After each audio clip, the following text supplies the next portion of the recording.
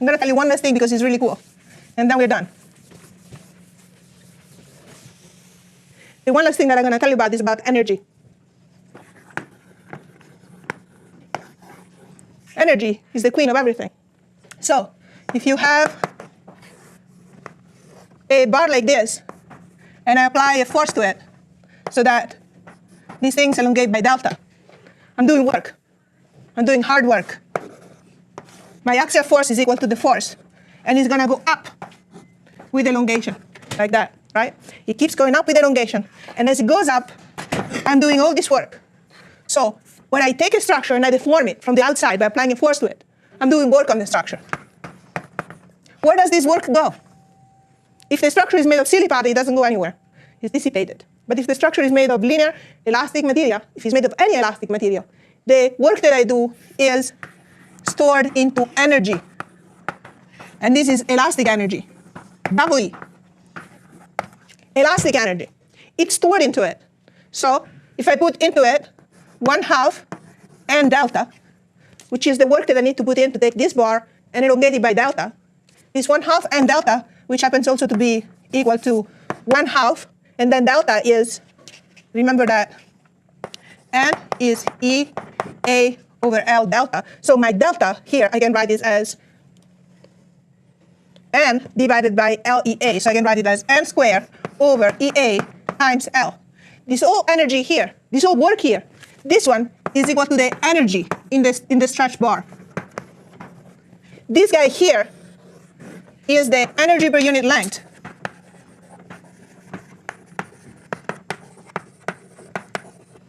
And if instead of writing it this way, I write the n as stress over area. So if I write stress times area, so I write 1/2 times the stress times the area. And if I write the elongation as the strain times the length, that's also equal to 1/2 epsilon axial sigma n times the volume.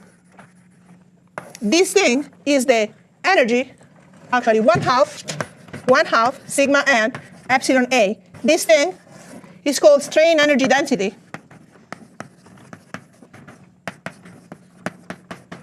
And it is the energy per unit volume. Okay? So in an elastic structure, the work that I put in is stored into energy density. And this energy density, in general, if you have more than one stress, is going to be equal to 1/2 sigma xx epsilon xx plus sigma yy epsilon yy plus sigma xy epsilon xy plus so on. Okay, so each stress stores energy to its corresponding strain. And all together give me the strain energy density at one point in the material. This is a important part, because by using this notion that the work that I do is equal to the energy stored in the material, I can solve boundary value problems in a much more effective way, much neater, much quicker. Okay? So, for instance, actually, I'm not going to do this last example because I think you guys are dead and very tired, and I am sympathetic to you. But in the notes for today, you're going to see that I made a little example in which I show you that to calculate, unless you want to see it, to calculate my bending stiffness or something like this, in which I put a force F, I can say that the work that I do, which is 1/2 F delta, must be equal to the integral over the length of the bar of my energy per unit volume. And by doing that, and by using an equation similar to that, I can calculate the stiffness of the bar in 2 steps, much quicker than what we did with the deflection and so on. So the important part, the important message to take home is that elastic structure store the energy. This factor can be used to solve problems in a very effective way, and a lot of the computational methods are actually based on this energy approach to the solution of the problems. Okay, that makes the treatment of those messy boundary value problems a little less messy and doable, numerically at least. Okay, so what we did in 201 is really on this board. Okay, so we dealt with a limited number of structures, but I think you guys came along a long way. You know, started from equilibrium in 1D, and now you know about stresses and strains, how they're connected, how equilibrium and compatibility ties it all together. And I know that right now it's a bit of a soup in your mind, right? I understand that. But at least you got some kind of foundation. And I thank you for having worked so hard, because I know this is a very tough class to do in a quarter. I feel for you, because I'm really pumping information at you like the fire hose into a teacup kind of thing. I know that.